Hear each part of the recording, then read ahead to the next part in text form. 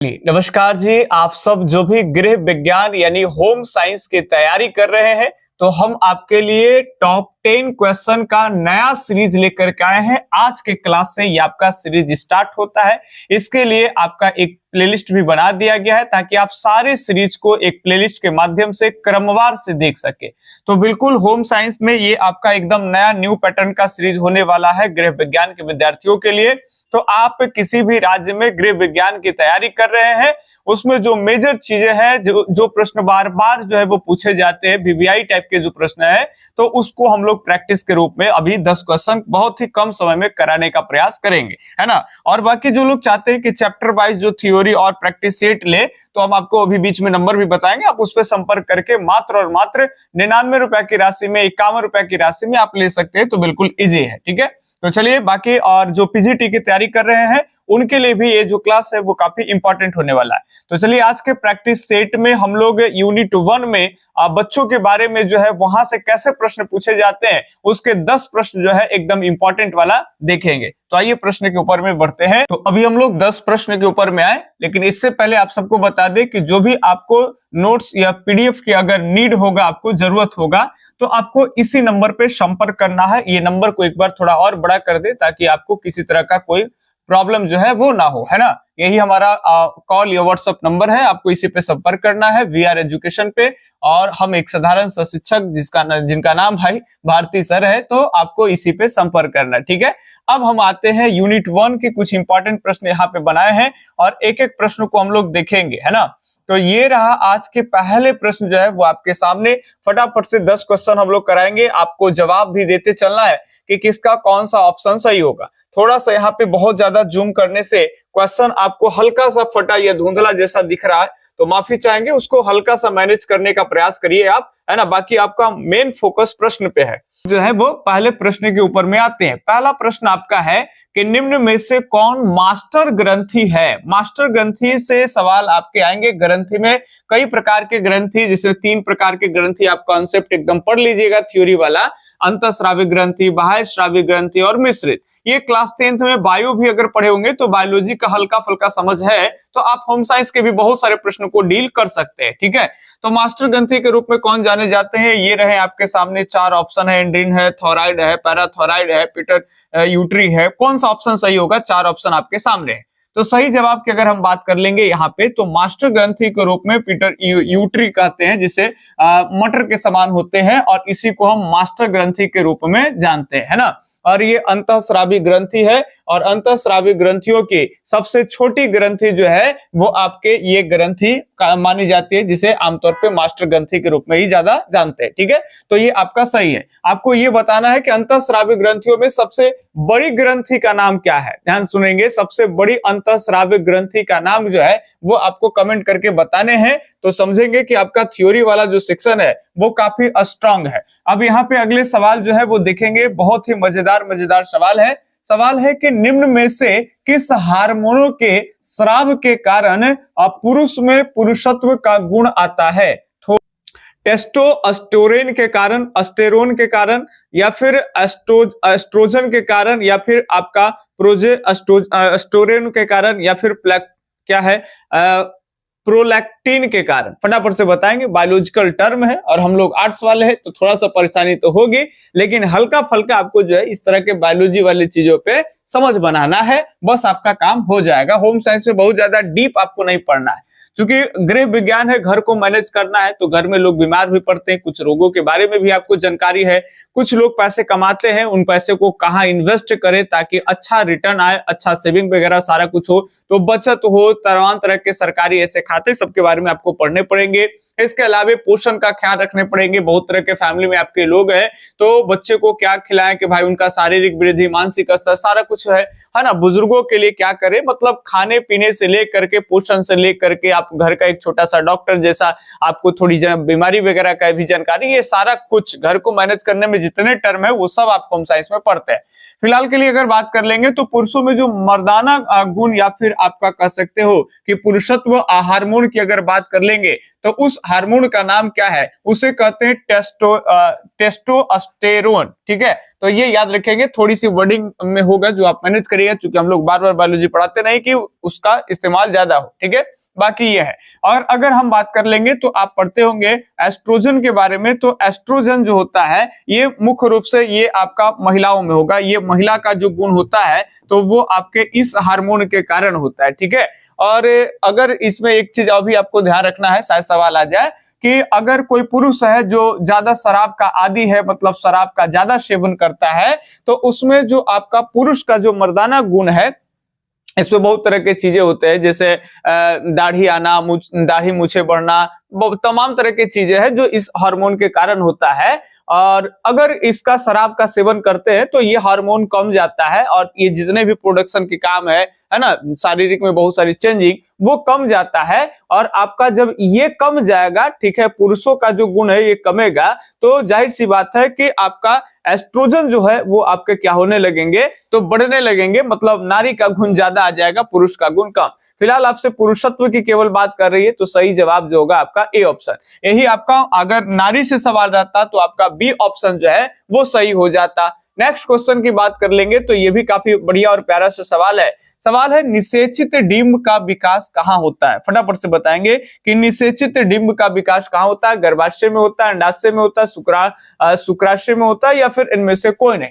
तो निषेचित डिंब के बारे में आप लोग पढ़े होंगे, क्लास 10th में भी रिप्रोडक्शन के बारे में पढ़े होंगे, है ना, अंडाणु है, शुक्राणु है, ये सारी चीजें आप पढ़े तो आप आराम से जानते हैं, है ना, कि जो पुरुष से जो निकलता है भाई वीर्य, जिसको हम लोग कहते हैं शुक्राणु, और शुक्राणु जो होता है ये आपका अंडाणु, ध्यान रखेंगे, मतलब अंडा अंडाणु जो कह लीजिए आप, मादा में होता है, और ये दोनों मिल करके जो है निषेचन की क्रिया आप पढ़े ही होंगे।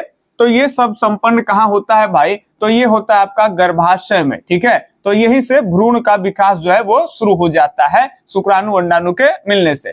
तो ये आपका सही जो जवाब होगा ए ऑप्शन, गर्भाशय। ठीक है, तो ये आपका सही जवाब ए हो जाएगा। आप देखते चलेंगे कि आप कौन से ऑप्शन चूज कर रहे हैं, आपके कितने प्रश्न सही हो रहे हैं या गलत हो रहे हैं, चूंकि लास्ट में 10 में आपको कमेंट करके बताने हैं कि 10 में से कितने प्रश्न सही हो रहे हैं और कितने गलत हो रहे हैं। ठीक है, एकदम ईमानदारी से। अगले सवाल है कि दूषित जल पीने से कौन सा रोग होता है? अगर आप दूषित जल का सेवन करते हैं, गंदे जल का सेवन करते हैं, तो कौन से रोग हो सकते हैं? फटाफट से बताएंगे। पीलिया होगा, क्षय रोग होगा, मधुमेह, या फिर मलेरिया होता है? फटाफट से बताने आपको।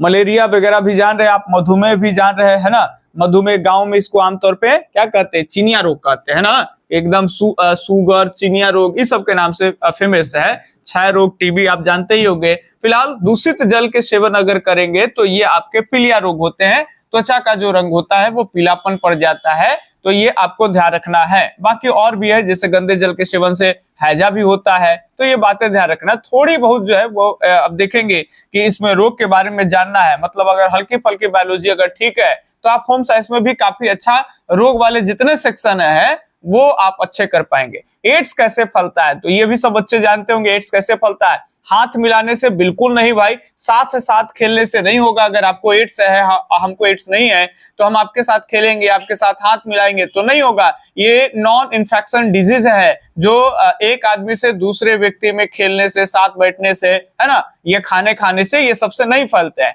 इसमें अगर देखेंगे तो खास करके एड्स की बात कर लेंगे तो इसमें आपका एड्स जो है, इसमें ब्लड का रिलेशन होना बहुत जरूरी होता है।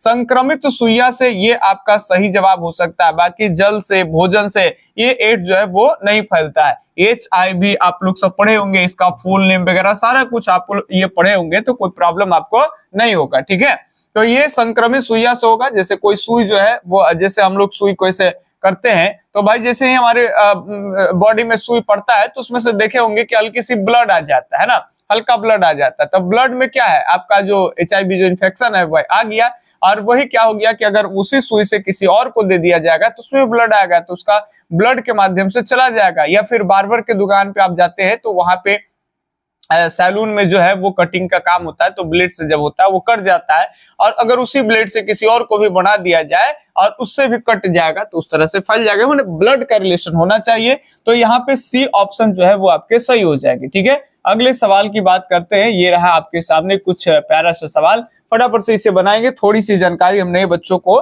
देते चलेंगे कुछ खास चीजों के ऊपर में। ठीक है, तो ये आपको बनाना है। अब यहाँ पे थोड़ी सी बात हमारी सुन लीजिएगा।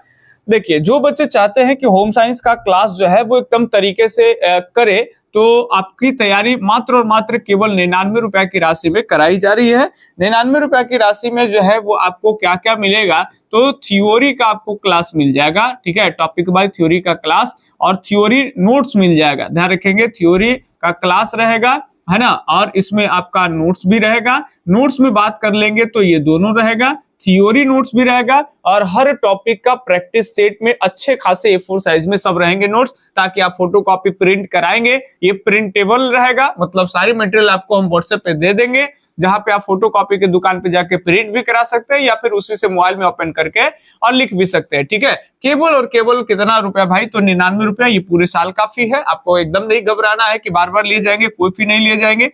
मेरा नंबर लिख सकते हैं 8825 और 376551, ठीक है, या फिर कहीं भी नीचे भी दिख रहा होगा नंबर, या फिर PDF में भी कहीं रहता है, तो आप नंबर को आप नोट कर सकते हैं। मात्र 99 रुपया की राशि में क्लास PDF दोनों।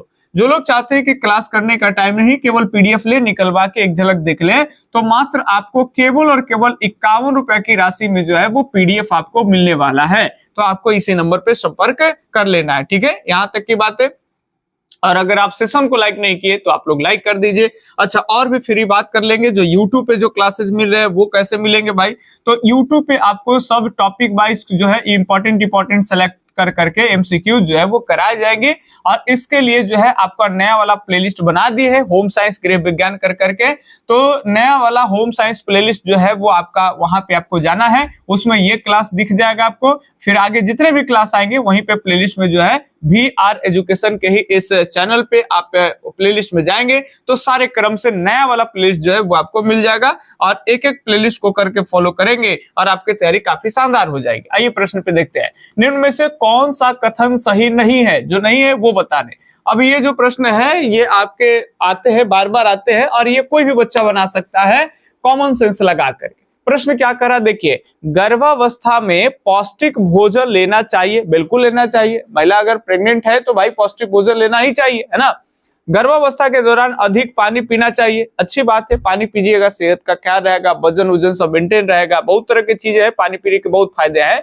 तो गर्भावस्था के दौरान ये अधिक पानी का सेवन करना चाहिए, बिल्कुल सत्य है। ये कह रहा है कि नहीं वाला, लास्ट में देखिए कि नहीं पूछ रहा है।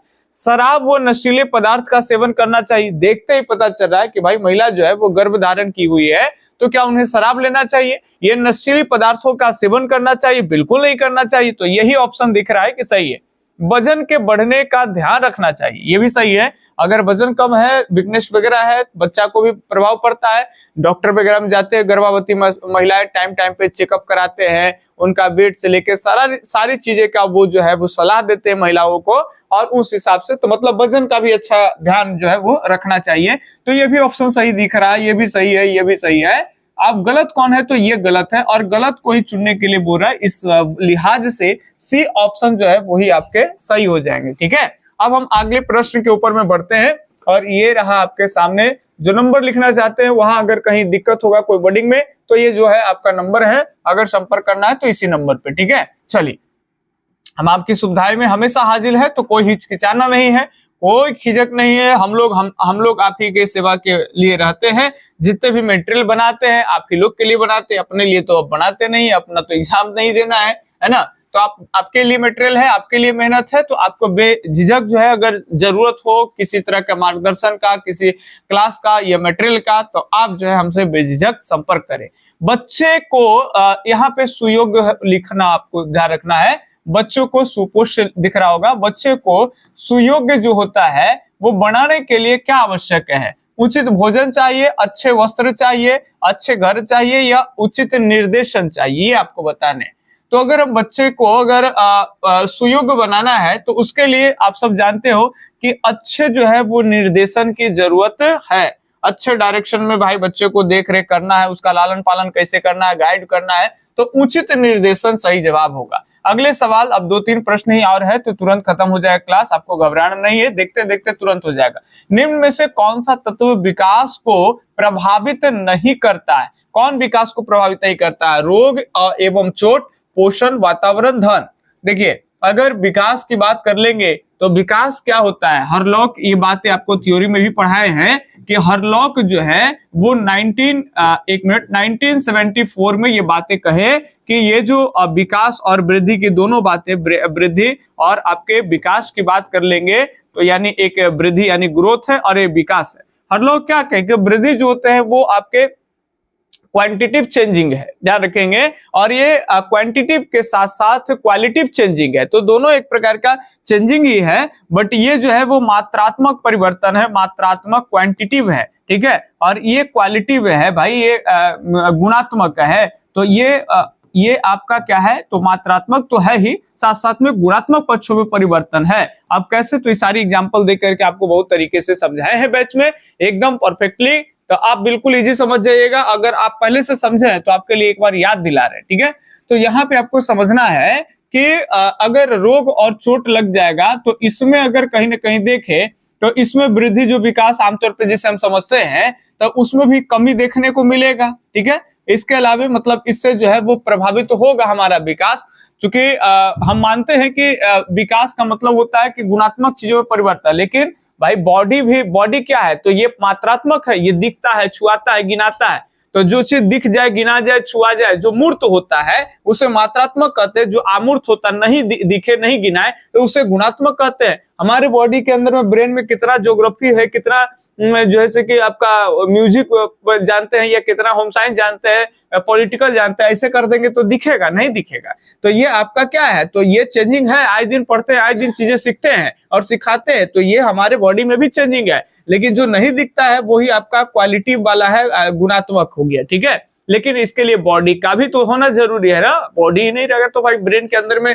चीजें सीखेंगे कैसे। तो ये मात्रात्मक और साथ साथ गुणात्मक ही होता है। तो ये भी तो विकास पे बाधा देगा, पोषण भी बाधा देगा। अगर अच्छी पोषण नहीं हो, कुपोषण के शिकार है, बहुत तरह के बॉडी में पोषण की कमी के कारण बहुत तरह की बीमारियां होती है, ये भी डिस्टर्ब करेगा, और वातावरण भी। तो ये तीनों के तीनों, लेकिन कह रहा है कि प्रभावित नहीं करता है, तो धन जो है वो कोई मायने नहीं रखता है, धन आपका जो है वो सही जवाब हो जाएगा। बाकी ऊपर के तीनों प्रभावित करेगा, धन नहीं, ठीक है। अलग बातें कर लेंगे। तो निम्न में से अगले सवाल, निम्न में से कौन गर्भावस्था की कठिनाइयां है, प्रेगनेंसी के दौरान कौन सी कठिनाई इसमें देखी जा सकती है। गर्भावस्था की कठिनाइयां, गर्भपात, परिपक्व जन्म या फिर गर्भकालीन विकलांगता, ये इनमें से सभी। तो गर्भावस्था के दौरान महिला अगर प्रेग्नेंट है, गर्भधारण की हुई है, तो इसके दौरान ये सारी समस्याएं जो है वो देखी जा सकती है। कई बार बच्चा जो होता है वो खराब हो जाता है ना, तो ये भी होता है, और परिपक्व जन्म ये भी होगा, और कई बार बच्चे गर्भ में ही विकलांगता, अपंग जैसे हो जाते हैं कि किसी तरह से फिजिकली उनके कोई पार्ट बॉडी का जो है वो कार्य नहीं कर पाते, ठीक है, प्रॉपर तरीके से, जैसे सब लोग का जैसे समान होता है वैसे। तो सही जवाब डी ऑप्शन, ठीक है। लास्ट आज का प्रश्न है क्लास क्वेश्चन नंबर 10, और फिर हम लोग कभी 10 क्वेश्चन अगले सीरीज में देखेंगे। प्लेलिस्ट है 10-10 क्वेश्चन का, तो बहुत ही कम समय में आराम से देखने का प्रयास करेंगे। प्रश्न है कि क्षय रोग से बचने के लिए कौन सा टीका लगाया जाता है।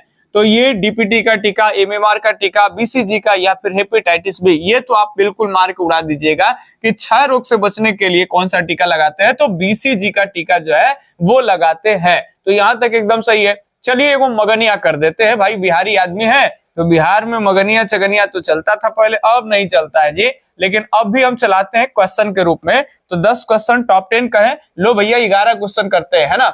आइए 11 नंबर प्रश्न है कि माँ का पहला दूध क्या कहलाता है। ये आपको VR एजुकेशन जो चैनल के पोस्ट में भी ये क्वेश्चन हमने डाला था, तो आप शायद देखे होंगे, और नहीं देखे होंगे तो जाके सही ऑप्शन टिक कर देना, क्योंकि हम आपके लिए पोस्ट भी लेकर के आते हैं कि ए होगा, सही होगा, बी होगा, सेलेक्ट करने वाला, है ना। तो आप बिल्कुल वो भी करते रहिए, उससे आपका नॉलेज बढ़ेगा। तो माँ का पहला दूध जो होगा वो आपके कोलेस्ट्रम कहलाता है। इसके बारे में भी चीजें आपको बैच के अंदर सारी चीजें पढ़ाए 99 रुपया वाला बैच में, कि कैसे वो गाढ़े रंग का होता है, चिपचिपा होता है, संतरी कलर का होता है।